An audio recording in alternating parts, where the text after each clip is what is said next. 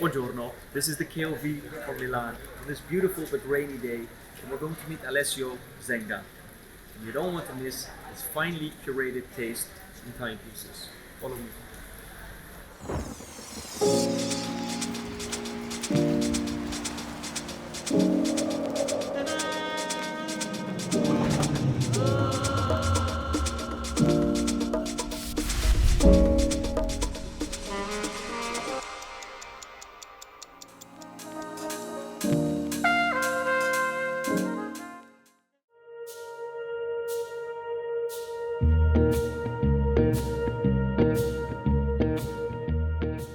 So for this occasion, I'm wearing a Rolex dated reference 18038. The dial is made out of hard stone with chatouillons, meaning it has a tiger eye dial installed. Look at the 6 o'clock position. In green, we find the Khanjar crest. Attesting it was an order of the Sultanate of Oman. But enough with my watches. Let's check out the watches of Mr. Alessio himself. So I'm very happy to have a chance to sit down with you, Mr. Alessio. I already see quite some brands that I enjoy dearly. Of course, Rolex and Patek will be well suited here. So looking forward to see the 10 watches. I told you 10 only. You tried to squeeze in more. Did I mention that I have trouble with numbers and sometimes I just do not manage to count above 3, so I might have made a few mistakes here and there. We can start by the watch on your wrist.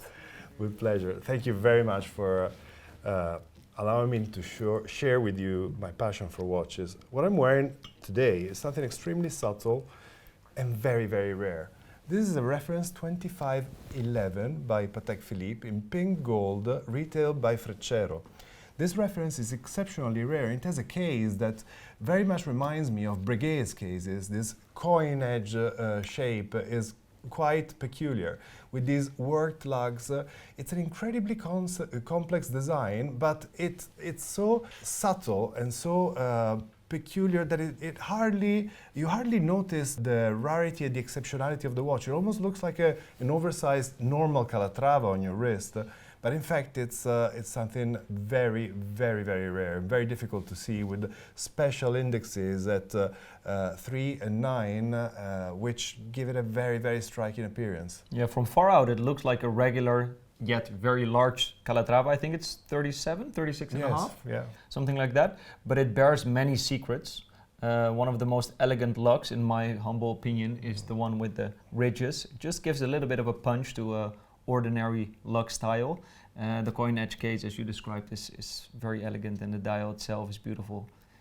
Extra added value for the retailer signed Freccero. Very beautiful. Good start, and I think it suits you well. You're usually dressed for the occasion in suits, so I would expect the utmost of elegance in your choice of wristwear. So it doesn't surprise me, the choice of wristwear, yet I am very surprised by all the small peculiar details. Beautiful. Now, this watch that I'm going to show you now has a special sentimental value for me. This is the very first vintage watch I ever bought. It's a Zenith.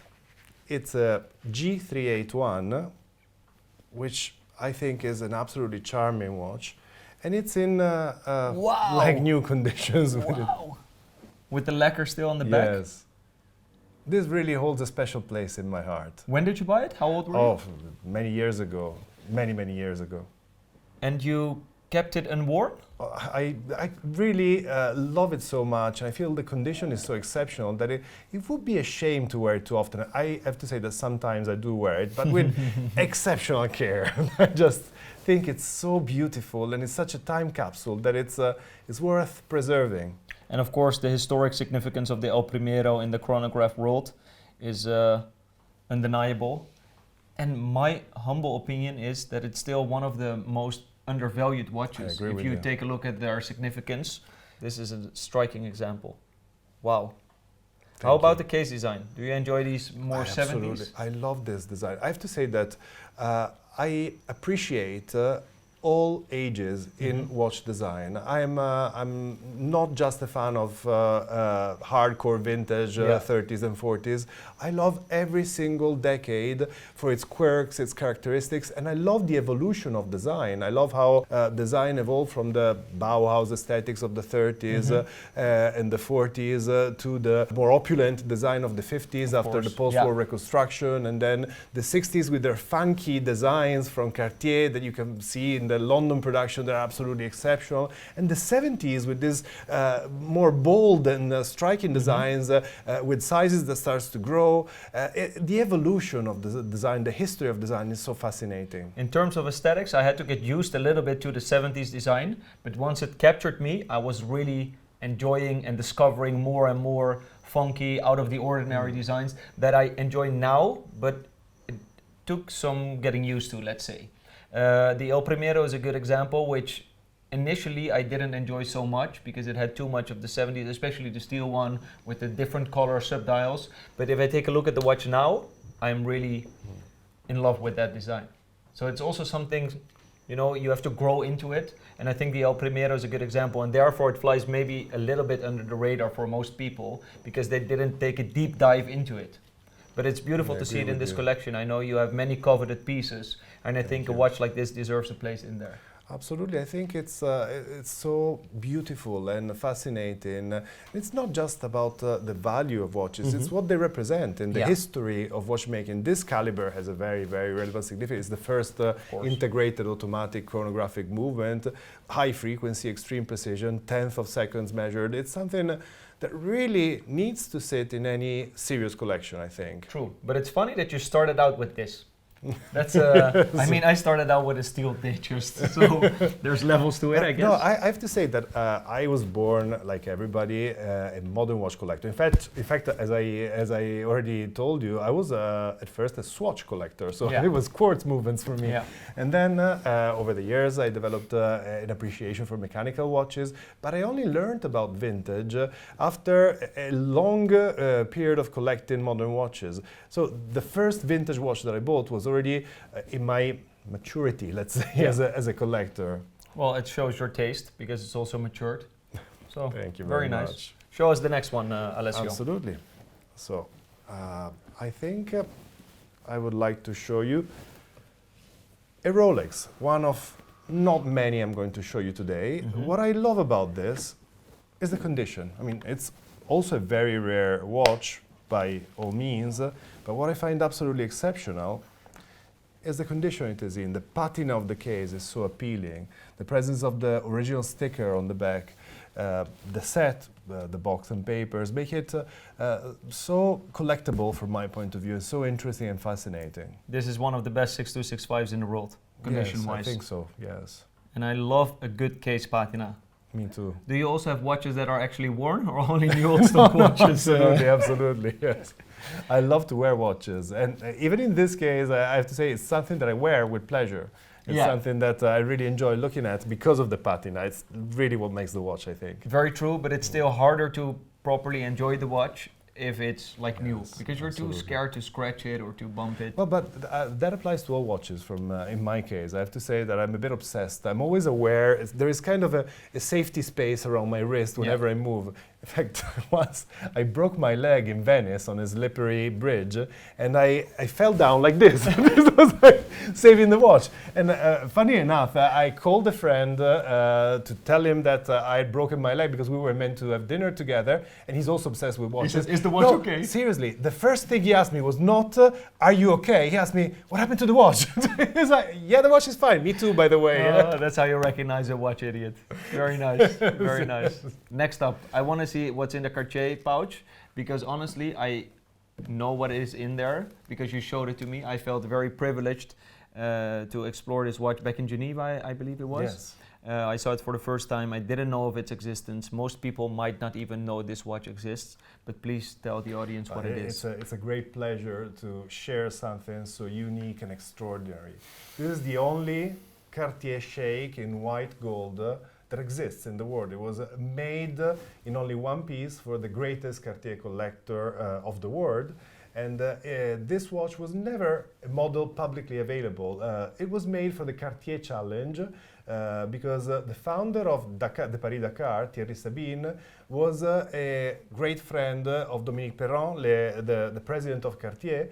Dominique said, wow, what a great idea. We will do a special watch for anybody that manages to win the Paris-Dakar twice in a row in his own category. Yeah. So 4 watches were made in the 3 metals. They are all 3 d'or, Yeah. and they're all different from one another. 3 are gentlemen's watches, and 1 is a lady's Lady. watch. I think Eric Koo bought one, right? Absolutely, he And bought that the one one that went for sale at Sotheby's. At the auction. Yes. But wasn't there, correct me if I'm wrong, but didn't that had a mechanical movement? Like was the movement Yes, swapped or something? that was very striking. All, as far as we know, at least the ones in the museum in Cartier Are and quartz. this one are quartz, as you would expect from a watch Yeah. from 1982, which is really the quartz period.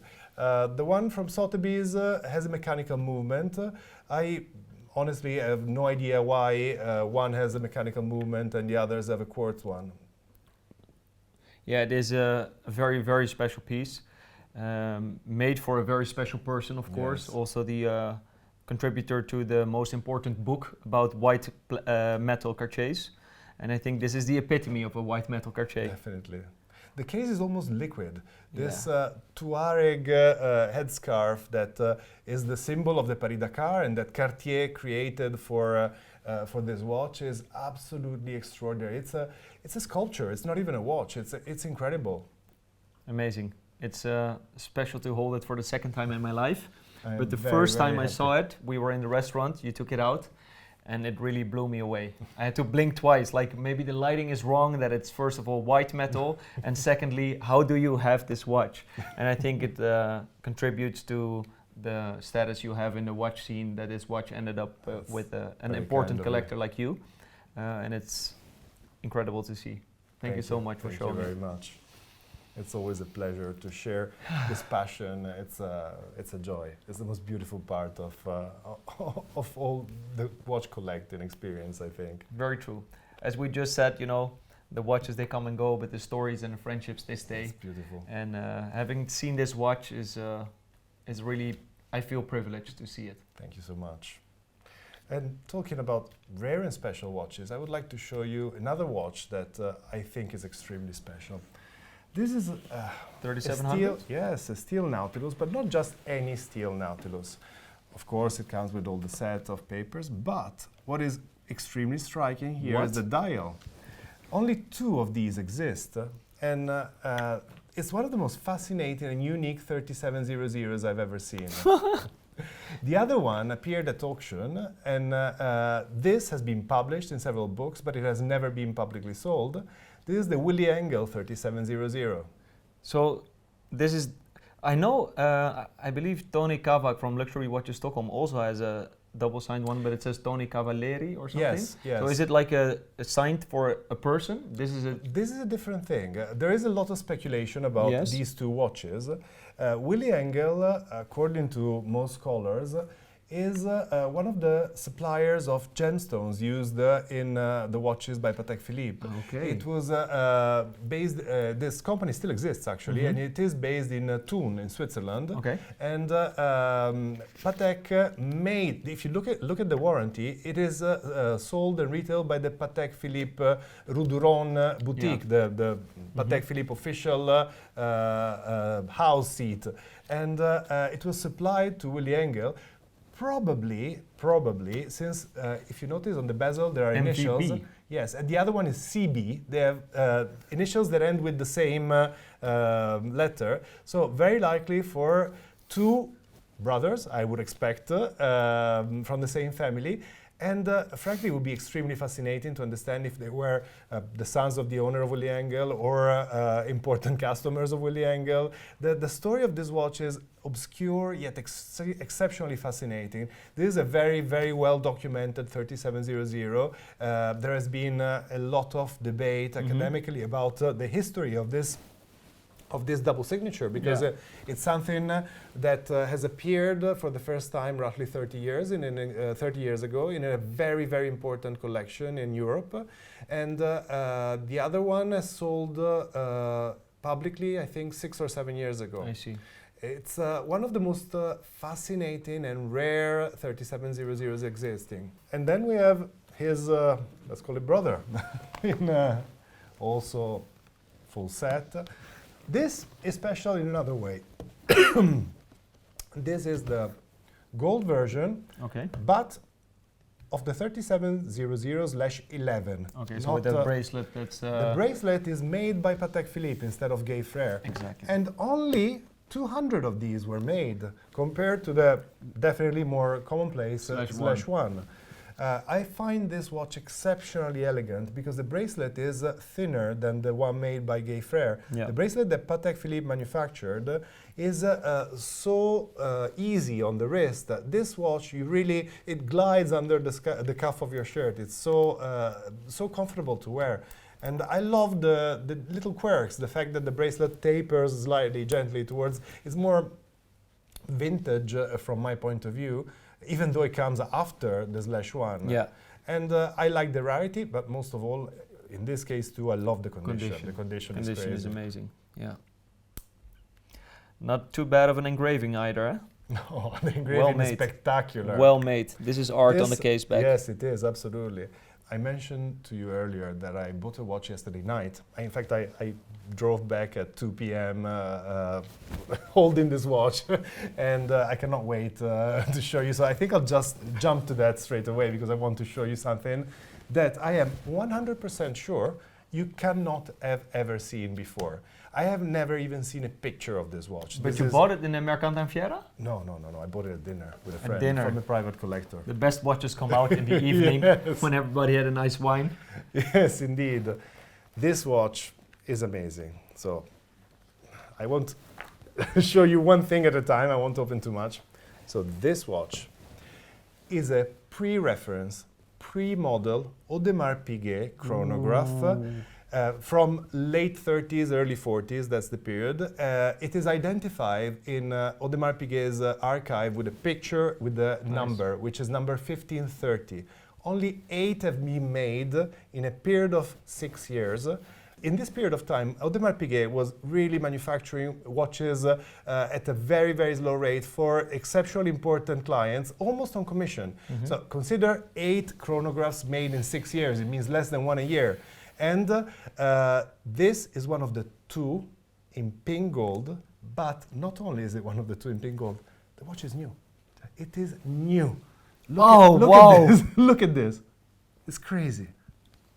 Oh my, wow. And it's kept exceptionally well. No, it's literally unworn. Yeah, but even still, sometimes the dial discolor, but this dial is amazing.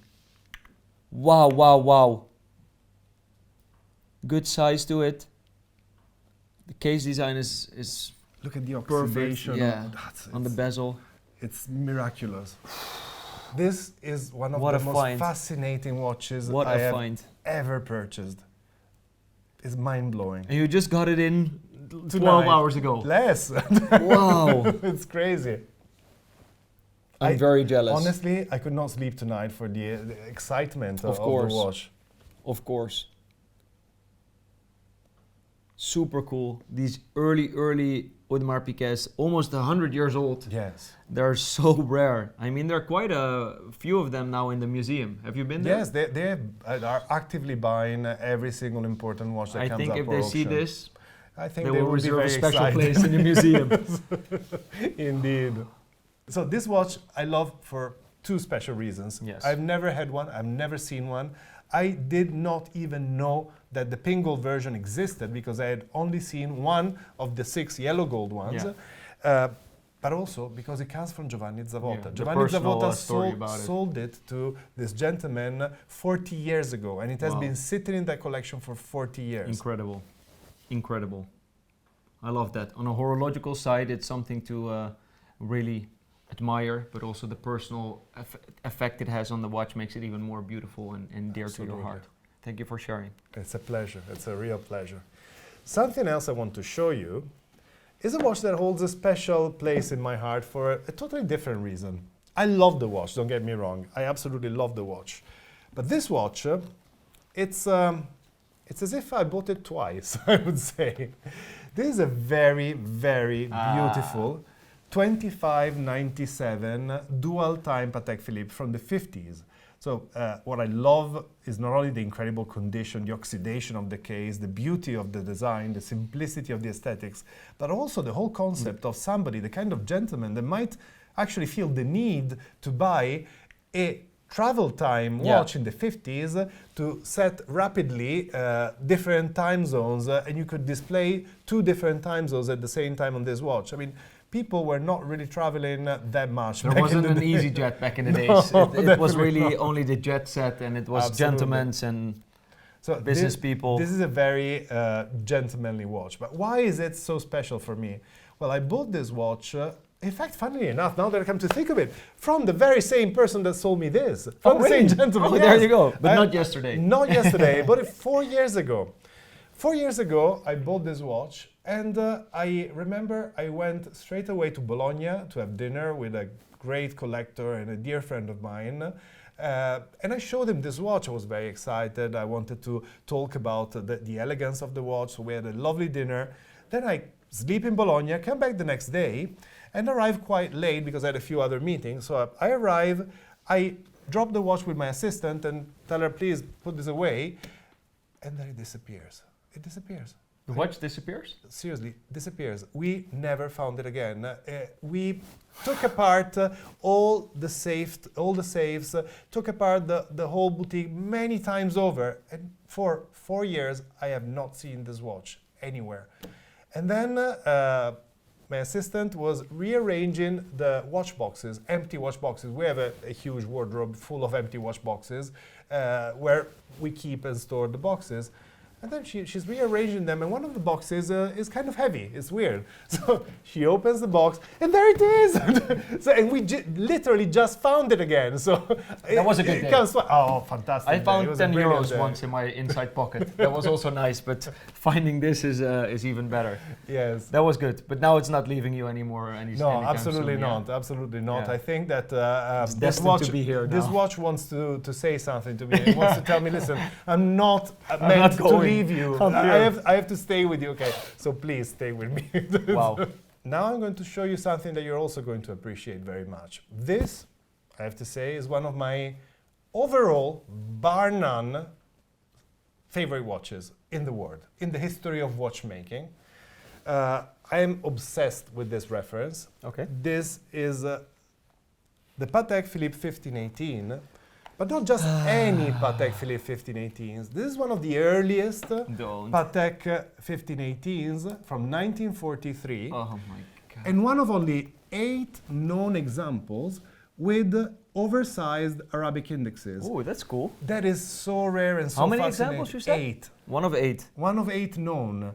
The interesting thing about the 1518 is that, as you know, it holds a very special place in the history of Patek. It's the first perpetual calendar chronograph ever serially produced, and it took decades for anybody else to be able to make one. So the level of complexity, the level of craftsmanship of this watch is exceptional. The watch was introduced between 1941 and 1942, but for the first 2 or 3 years, of course, the Second World War was going on, and it was a terrible period in time for Europe. So they were making a minuscule number of watches because this watch was incredibly expensive back in the day. It was monstrously expensive. So the very first watches produced all have quirks and differences. You can find watches with oversized indexes like this. That's very cool. It makes it look very contemporary because of the big indexes. It looks like the dial of a 5004. Exactly. It's something that is so striking because the size of the indexes is huge compared to the standard size of a 1518. It's such a fascinating watch. And I love the fact that the first watches had this the nice crystal with the crystal with the inside cyclops. This is an incredible example. One of the very best condition 1518 with oversized Arabic numerals that I have ever seen anywhere. Well, having a 1518 in your hand, no matter which one, is always a special feeling. Yeah. We got some serious heat here. Did you have another 1518 or was it 2499? No, 2499. First series? Third series. This is... with the round pushers. Yes, nice. With the round pushers. This is a watch with a sublime presence on the wrist. This is just an opulent watch. If you think about it, this watch comes right after the 1518. In fact, they overlap for 2 years in production. But what is fascinating is that the 1518, as we mentioned, was introduced in 41, but of course its design is from the late 30s, and it's a Bauhaus aesthetic. It's a form that follows function. Whilst the 2499 is a design of the 50s. It was introduced in 54, and it's so opulent. So even though the function is the same, you can really understand the evolution of aesthetics. This case is a rich, opulent, oversized case with voluptuous curves. And in terms of aesthetics, it proved itself to be very timeless, because if you take a look even at the 3970, you can really see the design language in there, which is from the 90s, etc. Absolutely. It's still into the 2499, and not so much, in my honest opinion, in the 1518. It's nice to have a side-by-side for the 1518 and the 2499. Cool to have them together. You know what is fascinating to put on the side of these two watches? This. I think it really belongs there. 5004? Yes. I think you can see the evolution. You can see the evolution. This is also a first for Patek Philippe, because it's the It's first. the steel one, yes, it's the steel one. It's the first split seconds perpetual chronograph ever made, and it really. Well, the first split second in series. Yes, in series, of course. And it really defines the DNA of the brand, if you will. This is the 1518 of split seconds perpetual calendars. True. And 50 pieces made from the steel one, is that correct? Well, that is an estimate, but I think more or less it should be a number of that magnitude. It's a very rare watch, and I find it so fascinating to have a grand complication in steel, which is something so unique. I mean, if you think about it, there are 4 known to the market 1518s in steel. So a 5004 in steel probably one day will have the same relevance. For sure, but already there's a lot of young collectors out there. Their first big Patek they will buy is a 5004. Absolutely. Thank you very much. Look at this. Thank you. Quite the history on the table, huh? Yes. I hope I'm not letting you down. Not at all, sir. So what I want to show you here is something that I find very, very fascinating. This is a tool watch. This is really a tool conceived for somebody doing a very specific job. Now, when we think of Rolex, we think lifestyle brand, we think watches that are a status symbol, let's be honest, nowadays very often, but this is not what Rolex is about. Maybe marketing turned Rolex into this, but Rolex does not make watches with this approach. Rolex creates tools for professionals. Their sports versions are all conceived for a specific purpose. But it goes one step further. In its history, Rolex has made only two references, that were never marketed to the public, and those are proper tools. One was a military reference. It was 5517. Precisely. And a 5514. Precisely. And the 5514 is the civilian, let's say, version, made for a company called Comex, Compagnie d'Exploration Maritime, that was the first company to need a watch capable of being used by divers at great depths, because they were laying down the pipelines under the sea. So what Comex realized, using the divers' watches that were produced back in the day, was something that nobody had ever realized, because nobody had actually used them for diving. So they were making back in the day these cases that could withstand amazing pressures. I mean, they could go down literally to 1,000 meters without any problem.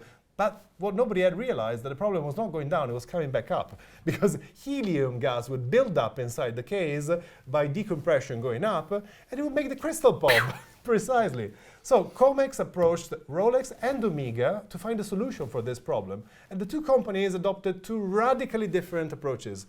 Omega went for the, let's keep it all in, whatever happens. And they created a case with a screw-down bezel that keeps the mineral crystal crushed in. No matter the pressure inside, nothing is going out. Whatever happens, it's very bulky, it's unwieldy, you cannot really wear it. I mean, Gianni Agnelli used to wear one for skiing, which was kind of cool, but only he can pull it off. Anybody else would probably find it really uncomfortable. Yeah. And Rolex adopted a totally different, far more elegant solution. Yes. Why keep it in? Let it go out, but don't let anything else come back in. So they created the helium gas escape valve that they still use today in all their Sea Dweller line and Deep Sea line. But the very first helium valve was applied to a Submariner, a normal 5513, and they just changed the reference only for Comex. It's the 5514 with the gas escape valve. And this watch, this is amazing. This watch is a true tool. You can see how it was used. You can see the crystal was scratched. This one you don't want the new old stuff. Absolutely you don't want not. that. You want this to have a history. Yeah. Well, this not only has a history, it has Yeah, because for these a watches, shitload of history. the provenance is very important. Look at this. I mean, look at this. I thought for a second you were gonna hop in a diving suit of the gentleman. I actually have that. Well, I'm not surprised anymore. But look at this. I mean, it has everything. It has all the documents from Comex of the gentleman. Monsieur Morel was the diver. He, in fact, Diving logs and everything. Monsieur Robert Morel put this watch at auction at Arc Royal, and I purchased it. So you could say in a way that it comes from the original owner. Yeah. If you look at the auction picture, He's the guy he consigned it to the auction. Yeah. You will see that the bezel is in this specific position. Why is that? Because it is stuck by the dirt. I could have it cleaned easily, and I want it to be in that position forever. Of course. It has to be like this. That's the way it was used. So this and this are all the you can see everything is in his name. Yeah. But wait. Do they also reference for to the it. watch? Wait. So yes, of course. But there is the carnet with all the dive logs. Yeah, What is there fascinating, we we know everywhere the watch has been. Very cool. So everything he did with the watch, we can tell every single mission that this watch has been in. It's mind-blowing. That's so cool. This is vintage. Exactly. And when people talk about box and papers and they think it's added value, you just have one little scrap of paper. I don't care about that. It's meaningless. But with this is the story, this is the history. provenance, this is Yes. what's added value to the watch. This is the history of the watch. This is really fantastic. And for with me. special issued watches like a 5517 military sub or a 5514, it's very important and very appreciated if it still has this history. Of course. Yeah, and it's cool that it was consigned by the first owner. It Did you ever is. reach out to him, or he's not alive anymore? No, I don't know if he's alive. I tried looking him up on the internet, but I could not find anything about him. So he's either very secretive or unfortunately would be very passed cool away. though. It would The be gentleman fantastic. that I purchased, I only had 3 Comex in my life, never a 5514 unfortunately, but later Comex signed ones. And one gentleman, I bought his Comex, and right before he passed away, his wife gave him the Seba Gorham helmet, which I still have in my fantastic. lounge, and of course it will always stay with me.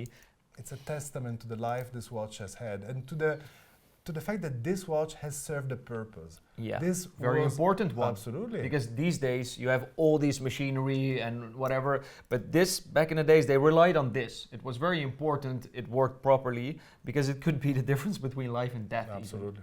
Absolutely indeed. Super cool. Something totally different than the watches in front of us. You know, I love watches in general. Yeah. To be honest, I keep buying Swatch watches for myself. I'm just not there is no watch that I don't like. It's like I'm fairly eclectic in my tastes and my interests. You can even smell it Yes, still. you can It's smell, so nice. smell the age of the watch. I love Very it. cool. Wow. Wow, wow, wow. Thank you so That's much. this belongs in a museum. Not It even a does, watch it- museum, but a museum in general. The story I itself. totally agree it's- with you. Yeah. And then Wow. we have another watch that I want to show you, because this has a provenance for me that is emotionally pleasing. Now, this watch used to belong in the collection of a very dear friend of mine, who's a great collector. And it's definitely by far the best 6350 Wow. honeycomb dial I've ever seen anywhere. It's truly pristine. Everything is immaculate about this watch.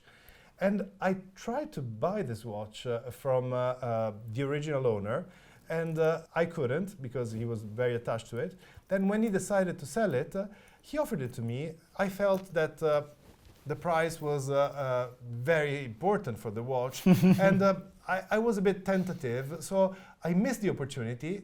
He consigned it at auction, And of course, that was the last chance, so I had to buy it. I bought it from the auction for considerably more than what he offered it to me for. But It's I have worth to it say, probably. it's just so In the beautiful. long run, yeah, and it's so hard to beautiful. find the honeycomb dial still being unscattered. Absolutely. Because oftentimes you see these blemishes.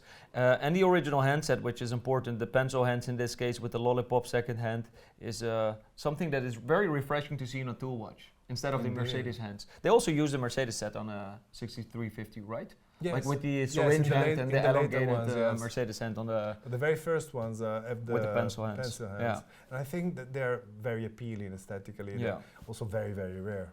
And something that I always like, it's a small detail, but I like the straight end oyster bracelets. too. It makes it just more vintage to me. And I love the case back. It's a stupid Yeah. detail, but that bubble back Yeah. case back, it's Ovatonic case back. so fascinating to me. It's really Still with the vintage. brevet crown, everything is intact. This is how you want Yes. your Explorer to be. Absolutely. Yeah. Yeah. Absolutely, indeed. Beautiful. I love waffle dials. They're Me one of my too. favorites. They are lovely. And last but not least, I want to show We're you taking something quite a that shift from the elegant and dressy and I complicated told watches you, to I the... like everything. I like watches. I mean, I like clocks, not Yeah. just watches. I love pocket watches. Anything that ticks makes my heart beat. That's But- very cheesy, but I'll, Yeah. I'll let it slip. The last one is one of the most fascinating universal Geneves I've Wow, ever with the had. black dial? With a black dial, Nairo Compax. I've always With a wanted this black- watch. I always thought this is so cool. It is so bold, so big. It Two- has this 2486 waterproof. or what? Yes, with a waterproof case in black. It's just so gorgeous. This watch is incredibly exciting for a vintage watch lover. And I think Wow. Universal Genève deserves far more recognition than what Yes. it has received up to now. This is a very niche watch for a lot of collectors. Most people collect mainstream brands. Yeah. I think Universal made some insane watches, really gorgeous. And this is definitely one of them. How many are there? Aero Compact in steel with a black dial. I think I've only ever seen 4 or 5. They're very, very rare. Yeah, they are. They are. Super, super beautiful watch. Very, very masculine also, huh? It is. It's a bold size. Yeah. Stark contrast of the printing with the dial. Yeah. And also, I love, the sub-dial that you can set the hour and minute hands Yeah. on to remind yourself about meetings or engagements. And I find this particularly appealing to somebody like myself that forgets all the time everything. So I literally forget where I have to go, who I have to meet. So obviously, this has a special interest for me. And it makes the extra function make the case design very pleasing because Indeed. an extra crown on the other side It is gives a something. symmetry. Yeah, exactly. It's something that provides symmetry to the eye. Beautiful. Universal Genève is a very important brand to me and my family because my sister, when she got married, she gave Nina Rindt to her husband, and my father received a Evil Clapton is what they call it from my love it. mother when they married, Oh, and it's fantastic. engraved with the name and their marriage date. Beautiful. So instead of a ring, my father opted for a watch, of course. And therefore, Universal was one of the first brands that I started to explore and enjoy at the tender age of, let's say, 12 or 14. So Universal always holds a special place for me, and it's something you don't often see on Instagram or whatever, but all the big collectors, they understand watches like these. Absolutely. And they should. Super cool. Wow. Thank you very much. Well, off camera, I'll have a couple more minutes to hours, I hope, Oh, to absolutely. truly enjoy these watches. I would like to thank you dearly. It's my Before we pleasure. go to lunch, I need just an hour or two in a private room, just me and the watches, if that's okay with you. Absolutely. I hope you enjoyed the video. Of course, make sure you follow Mr. Alessio Zenga. No, wait. Zenga. It's difficult to pronounce for a Dutch person. Try my last name. Liefring. Well, you did better. Alessio Zenga. Zenga. I wish it Zenga. was Zenga. Unfortunately, it's a humbled Zenga. Please follow this gentleman if you want to widen your horizon in terms of horology. You will find the nicest curated vintage watches from the brands like we just discussed. and you have many more treasures in stock. So perhaps a second video. If you like it, of course, let us know. Also make sure you subscribe to our KOV channel, and I hope to see you back in a different episode. Thank you very much. Thank It you, was a my great friend. Wow, pleasure. wow, wow. Thank you.